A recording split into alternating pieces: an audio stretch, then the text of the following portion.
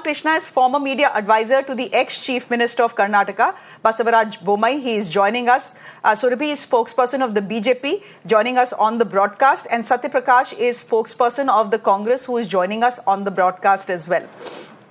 Who do I go to?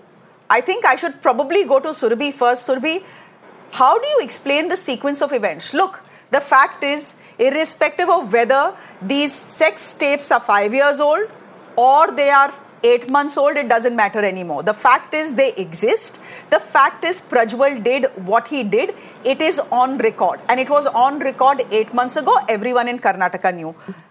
Where was the need for the BJP to ally with the JDS if everyone in Karnataka knew that this is happening? And if the tapes existed, you would know. The election time is when they'd blow up.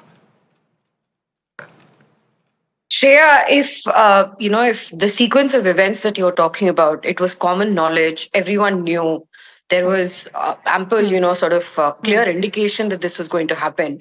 Would the BJP really be allying with anybody in this situation? Absolutely not. It's like shooting ourselves in the foot.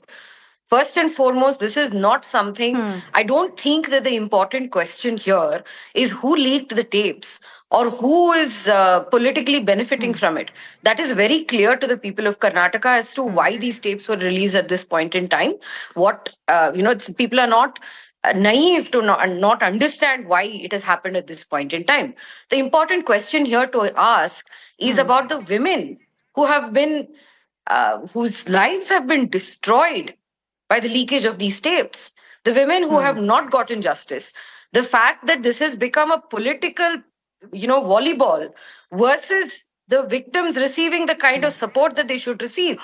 The Congress government has utterly failed. One, if you're saying that everybody in the state knew 8 months ago, which, by the way, the clarification has been given from my party that one, we will not we are not standing behind any such perpetrator, and we have a very clear stand that is not something that we take lightly. Two, that the fact that a letter might have been written, but it did not reach the state president.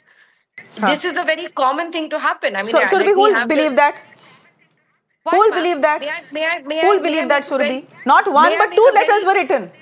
There were two letters that were written, not even one. And the gentleman has admitted it on the show.